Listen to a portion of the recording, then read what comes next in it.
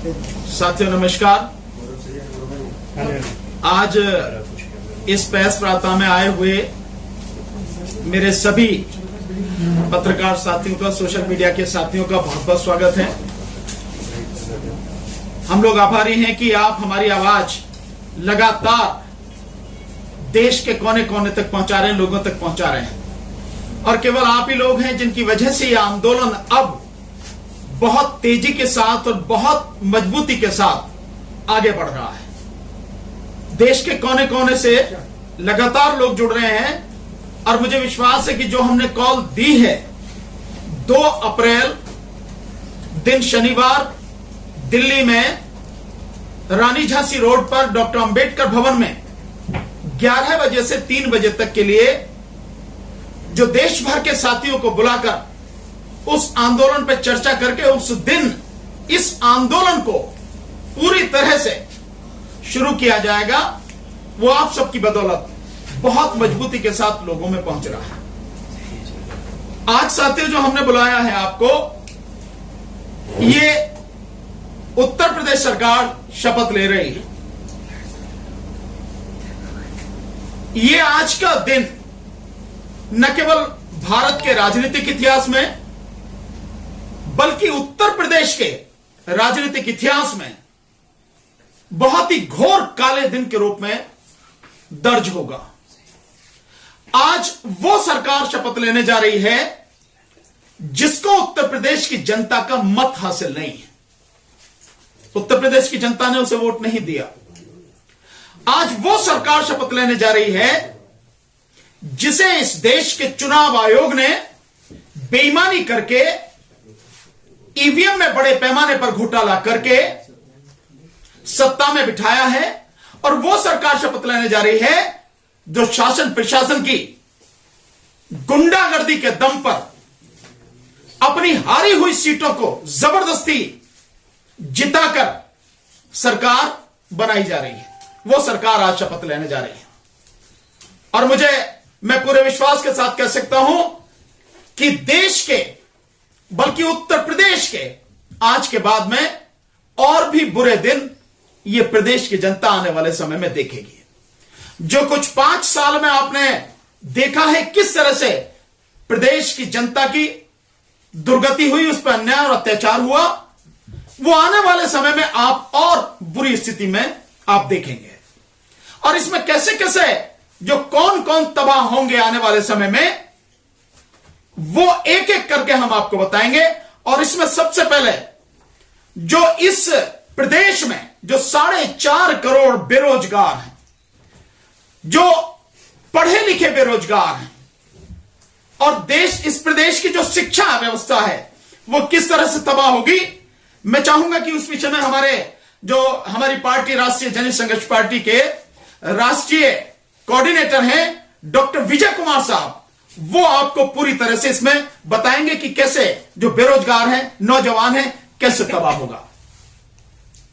Doctor साहब। साथियों, जैसा कि 2019 के इलेक्शन में भी इसी ईवीएम के थ्रू सेंट्रल गवर्नमेंट को बनाया गया, सरकार बनाई केंद्र में, और वैसे ही और तमाम सरकारें ये अपनी सहूलियत के हिसाब से कहां ईवीएम का इस्तेमाल करना है, कहां नहीं करना है, वो उसे अपनी सहूलियत के हिसाब से ये लोग काम करते हैं। आज जो शपथ ली जा रही है 2022 के जो विधानसभा इलेक्शन, उत्तर प्रदेश के जो इलेक्शन हुए हैं, उस इलेक्शन में भी उसी तरीके से फिर से सरकार बनाई गई है। इसके पीछे एक बहुत बड़ा कारण है, एक साजिश है। उस साजिश के तहत ये जो सरकार बनाई जा रही है और इस सरकार का जो एम है, इस सरकार का एम है कि जो बहुसंख्यक जनता है उसको अशिक्षित रखा जाए। अशिक्षित रखने का ये ऐसे ही हाल ही का प्रोग्राम नहीं है, ये कई सालों का एक प्रोग्राम है। आरएसएस का पिछले 95 साल का एक संघर्ष है। उस संघर्ष के थ्रू आज ये जो है अपने संघर्ष को अंजाम दे पा रहे हैं। उस संघर्ष के थ्रू जो है, जैसे इलेक्शन से पहले आपने देखा होगा लखनऊ में बहुत सारे बच्चे जो है आंदोलन कर रहे थे अपने रोजगार को लेके, और योगी सरकार बहुत सारी मीडिया और चैनल के थ्रू और अपने सोशल मीडिया और अपने प्रचार तंत्र के थ्रू लोगों को ये गुमराह करने की कोशिश कर रहे थे कि हमने बहुत सारे लोगों को रोजगार दिया है। जबकि यूपी के एक इंटेलेक्चुअल है, एक सोशल एक्टिविस्ट हैं, उन्होंने एक सारे आरटीआई के थ्रू इंफॉर्मेशन निकाली कि इन्होंने किसी भी डिपार्टमेंट में किसी को कोई रोजगार नहीं दिया है।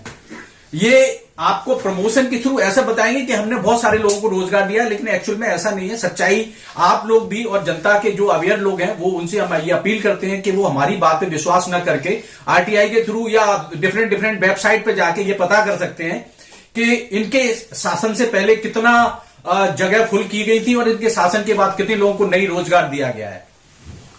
ये जो रोजगार ना देने का कारण है कि ये जो लोग कहते हैं, इन्होंने एक नैरेटिव सेट किया है कि देश में पैसे की कमी है, देश की सरकार के पास और प्रदेश की सरकार के पास पैसे की कमी नहीं है। ये पैसे की कमी का रोना रोते हैं, ऐसा नहीं है। सच्चाई यह है कि पैसे की कोई कमी नहीं है। पैसे का अगर सही सरकार सही प्लानिंग करके अगर इस्तेमाल करती है तो पैसे की कमी नहीं है। जितने लोगों को इन्होंने रोजगार दिया है उससे 7 गुना इवन 10 गुना लोगों को रोजगार दिया जा सकता है।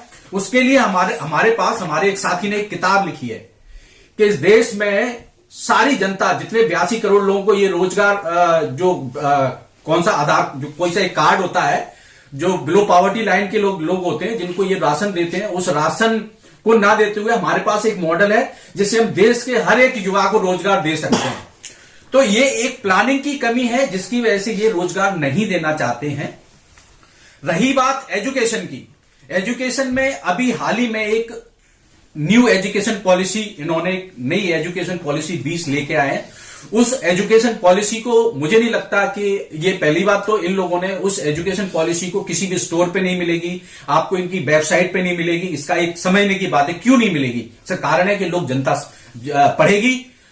पढ़ेगी तो वो समझेगी और समझ के इसका जवाब उसको पता होगा कि हमें क्या करना चाहिए। तो जनता को न्यू एजुकेशन पॉलिसी कहीं ना कहीं से अरेंज करके, जितने भी इंटेलेक्चुअल हैं, जितने भी पढ़े लिखे लोग हैं, हम आपके थ्रू भी नौजवानों को, जितने भी नौजवान हैं, उन सबको ये अपील करना चाहते हैं कि न्यू एजुकेशन पॉलिसी को पढ़ें। उस एजुकेशन पॉलिसी में सरकार ने 3 मॉडल बनाए हैं।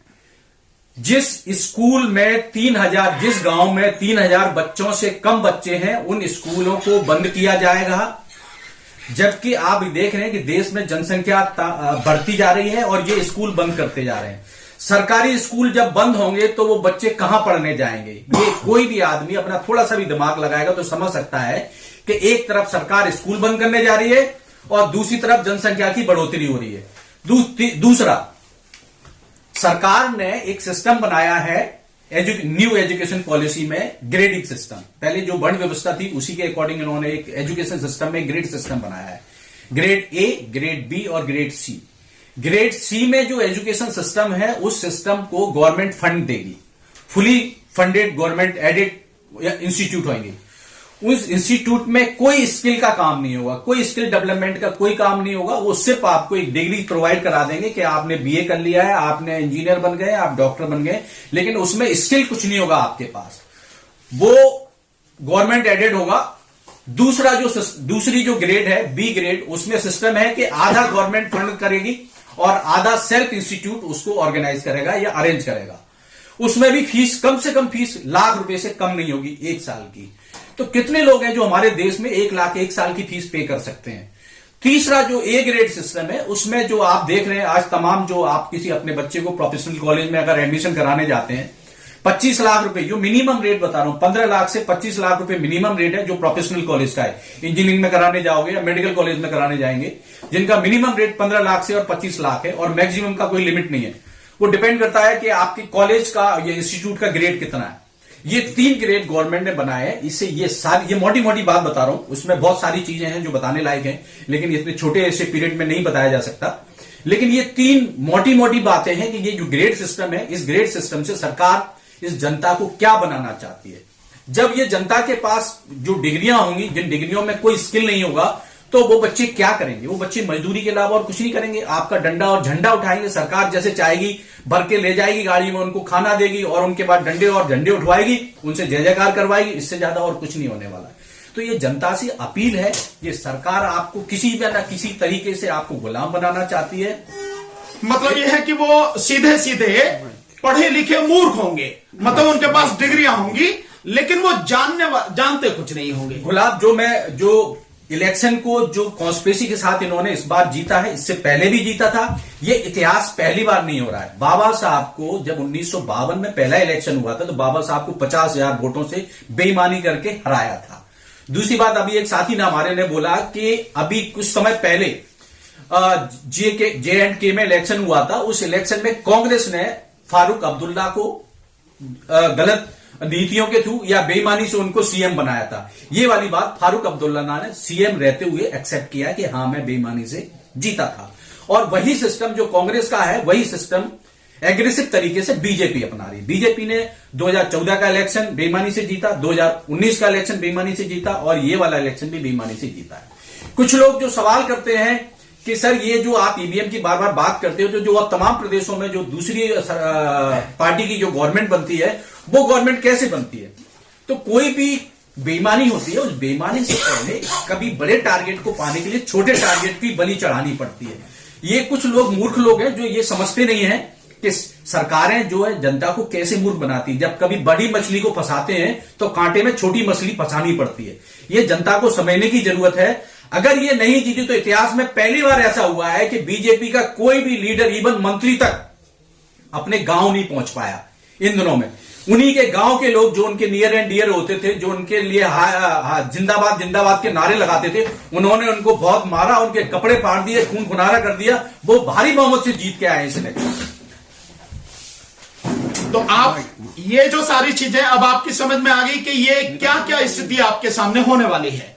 तो न्यू एजुकेशन पॉलिसी, जिसे नेशनल एजुकेशन पॉलिसी कहते हैं, वो किस स्थिति में है और किस तरह से सरकार ये लागू करेगी, उसका नजारा आपको आने वाले 5 साल अगर ये सरकार रहती है तो आपको दिखाई देगा। यह है इस सरकार की स्थिति जो आज शपथ लेने जा रही है। और केवल यही नहीं है, केवल इतना ही नहीं है कि जो बेरोजगार है, बेरोजगारी और ज्यादा बढ़ेगी, बेरोजगारों की स्थिति और ज्यादा बदतर होगी, देश में जो शिक्षा है वो पूरी तरह से खत्म होगी और केवल चंद लोगों के हाथ में शिक्षा रह जाएगी। क्योंकि निजीकरण में जो हालत है, जैसा बताया अभी डॉक्टर साहब ने, वो निजीकरण होने पर जो फीस है वो बहुत बढ़ जाएगी और गरीब आदमी का बच्चा नहीं पढ़ पाएगा। इसी एजुकेशन पॉलिसी में एक चीज और है जो मैं बताता चलूं, यूनिवर्सिटीज को ये अधिकार दिए जा रहे हैं कि वो अपना सिलेबस अपने आप तय करें और अपना फीस का जो स्ट्रक्चर है, यानी किससे कितनी फीस किस सब्जेक्ट की लेनी है, वो भी अपने आप तय करें।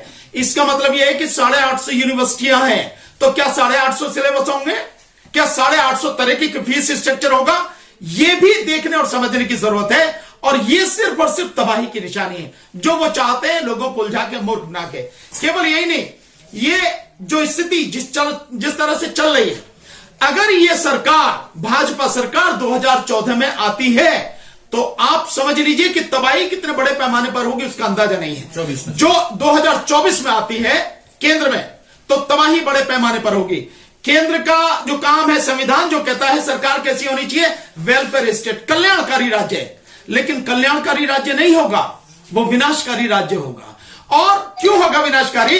कि वो इस देश के लोकतंत्र को खत्म कर रहे हैं। 2024 में आएगी तो उसके बाद कोई भी चुनाव नहीं होगा, मैं लिख के दे रहा हूं इस बात को। और चुनाव नहीं होगा तो प्रजातंत्र खत्म, लोकतंत्र खत्म, देश का संविधान खत्म। और ये सब खत्म होने के बाद वो क्या स्थापित करेंगे, वो जो मनुवाद पर आधारित, मनुस्मृति पर आधारित उनका जो अपना कानून है वो उसको लागू करेंगे। और वो कानून क्या है, वो प्रजातंत्र का, लोकतंत्र का नहीं, वो राजतंत्र का है। और राजतंत्र में कल्याणकारी राज्य की जरूरत नहीं होती, ये वेलफेयर स्टेट प्रजातंत्र में होता है।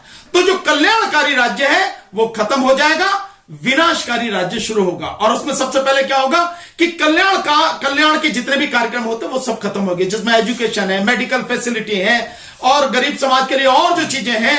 और जैसे ये फूड सिक्योरिटी एक्ट जो बना था, खाद्य सुरक्षा कानून 2013 में जो बना था, सब खत्म होंगे। जो आज लोगों को डाला जा रहा है कांटे में फंसा के, जो डाला जा रहा है चारा फंसाने के लिए, मछली को जब काटने से पहले उसको फंसाते हैं, ये सब खत्म हो जाएगा अपने आप।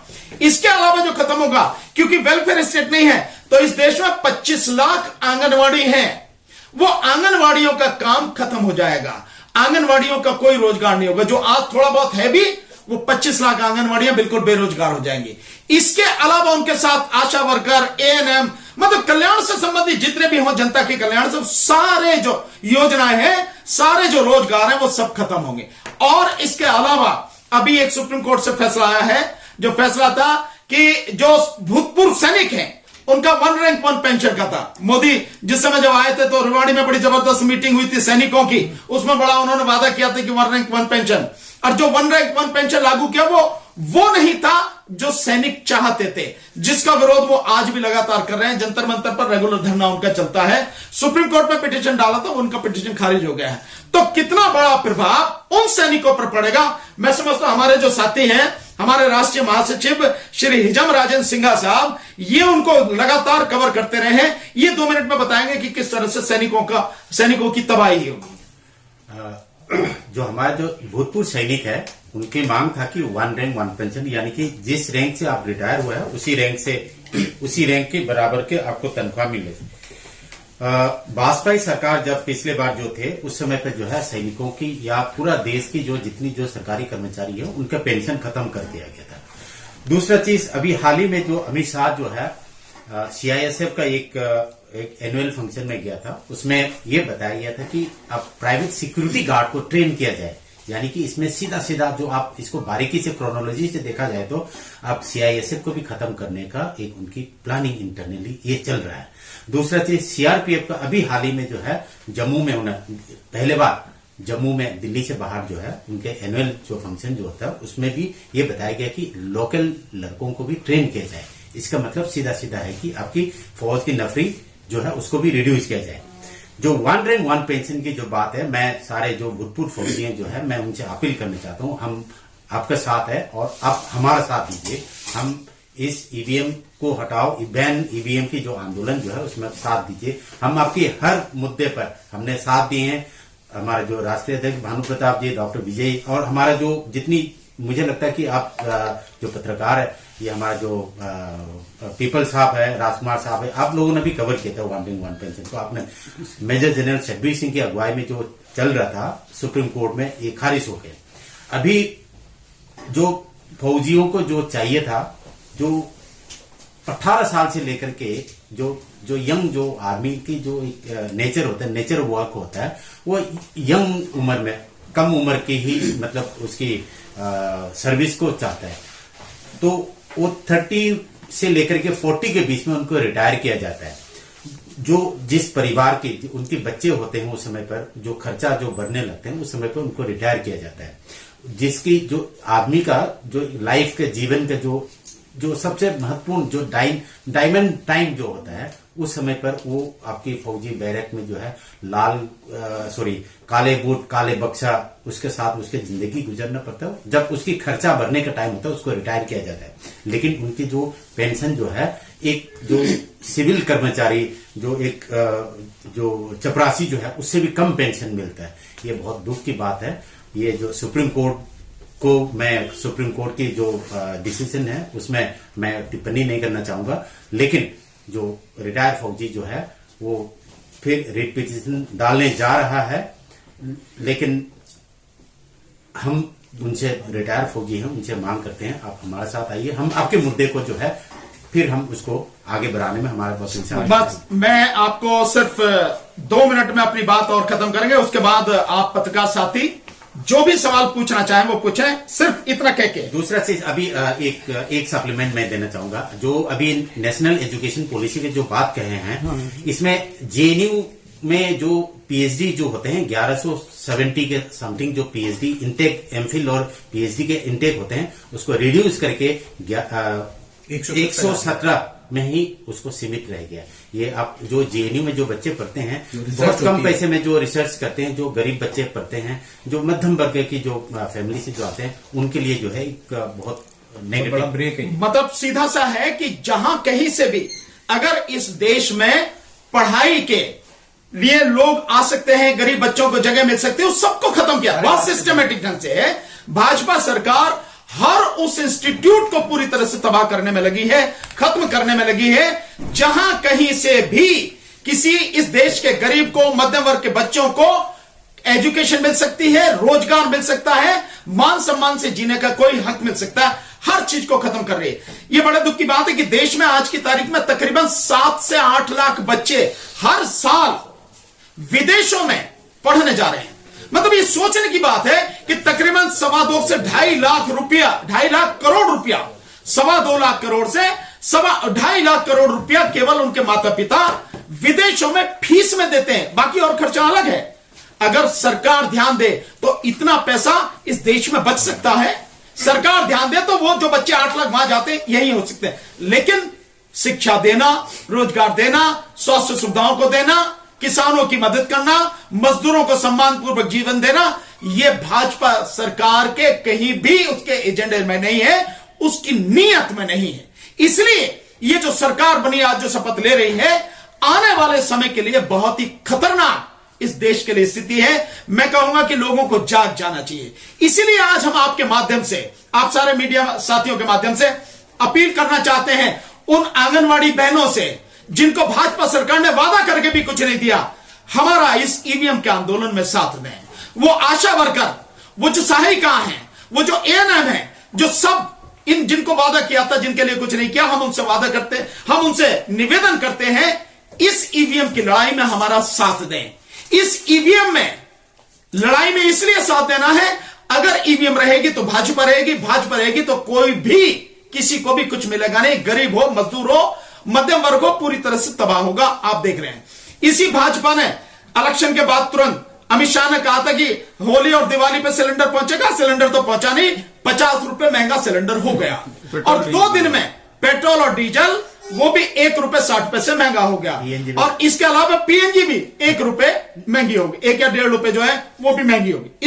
इसलिए हम सबसे निवेदन कर, इसके अलावा जो नौजवान हैं, जो बेरोजगार यूथ है, बेरोजगार नौजवान है, उनसे भी निवेदन करते हैं इस लड़ाई में हमारा साथ दें। आप साथ देंगे, इस सरकार को उखाड़ के फेंकेंगे, क्योंकि ये सरकार ईवीएम में लूट के माध्यम से बनी हुई सरकार है, जो आपका हक लूट रही है।